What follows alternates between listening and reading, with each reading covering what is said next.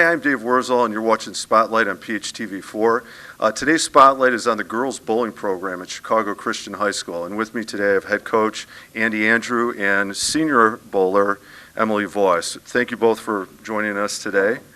Coach, how about, let's turn to you for just a second. I know you've been coaching, I think we came up with 13 years. Let's do your background a little bit. How long have you been coaching here, and how you got started in I bowling started here in 2009.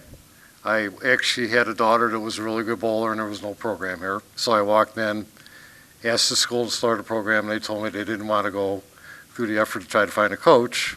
So while I was sitting in a chair, I said, I'll do it for you.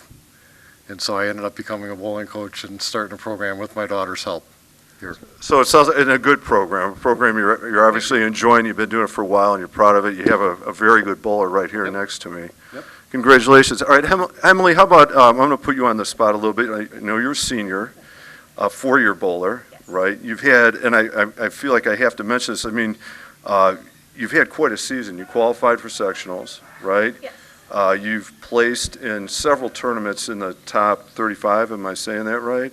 And at one point you were voted most improved. She doesn't know that yet, by the way. Really, did I spoil it? Sure. Congratulations. All right. But anyway, as a senior, as a four-year athlete, that puts you in a leadership role, right? How about talk about yourself as a leader on the team and what it's like getting your teammates and yourself, and your teammates getting ready to compete and move through the season?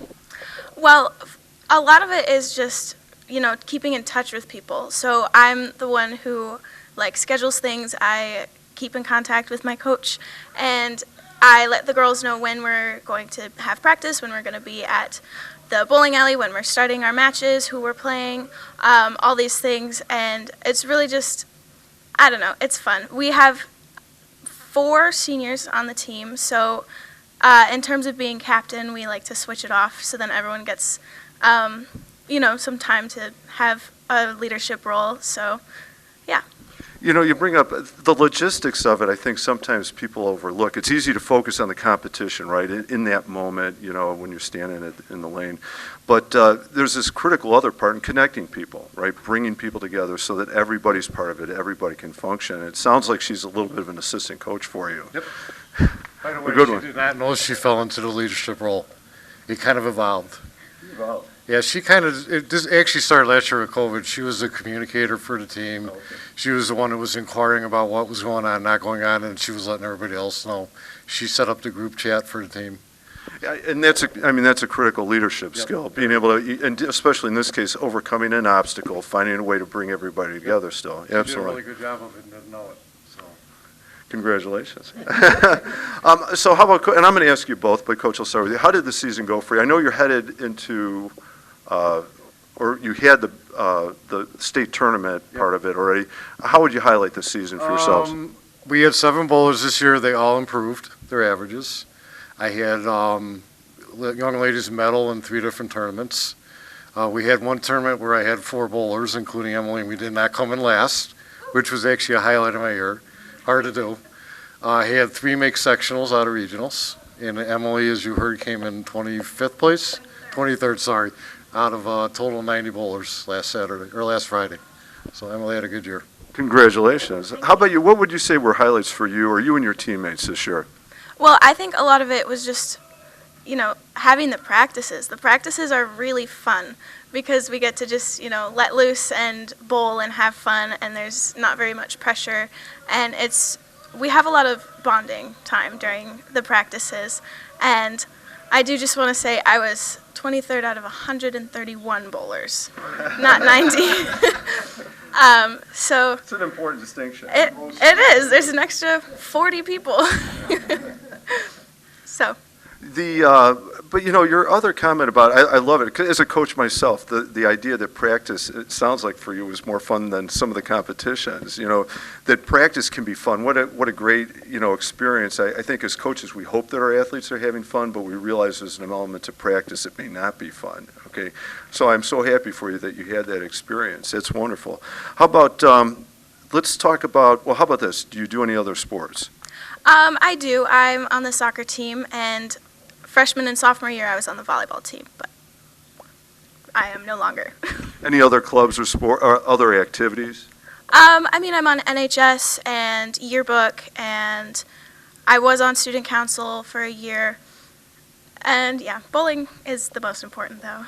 Good. Sounds like you're a busy person, right? Yeah, I can tell. I can tell. All right. How about this favorite subject? Honestly, right now, I think I would have to say it's AP Calculus. Wow. Yeah, it's kind of weird to say, but I like math, and I'm taking 4 other APs, so I don't know. It's the most enjoyable, and I feel like I understand it a little bit better, and I can do it. No, that sounds really neat. How about this? Maybe that translates into the next question then. You're a senior. I'm sure you're getting hit with it a lot. What happens after high school? You know, career, college-bound service. Where are you headed? I'm definitely going to college, but I am undecided on the college and the major.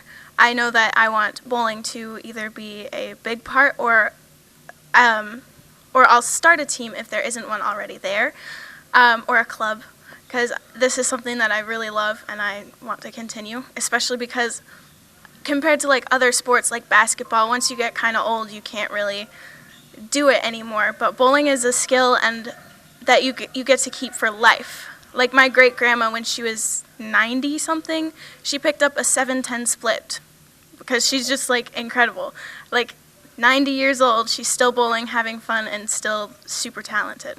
That's a great distinction. There aren't many sports that you can play deep into your life. I mean, I love football and basketball, but yeah, I'm not doing those things like that those years ago. But bowling, golf, and a few others, maybe you can. That's great. How about do you have a thought on a major or what you might want to study? Any ideas on that?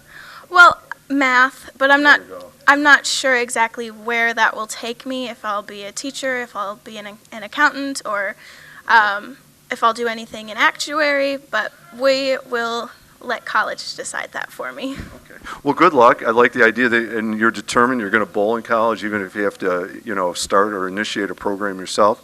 And then my final question, Coach, I'm going You just made my day. I did not know that. So I'm going to, final question I'll put to you, Coach. Favorite inspirational movie or the movie you go to get in the zone? Well, at my age, I've seen a lot, but lately it's been The Martian. Overcoming all odds and surviving even though everybody thinks you're gone.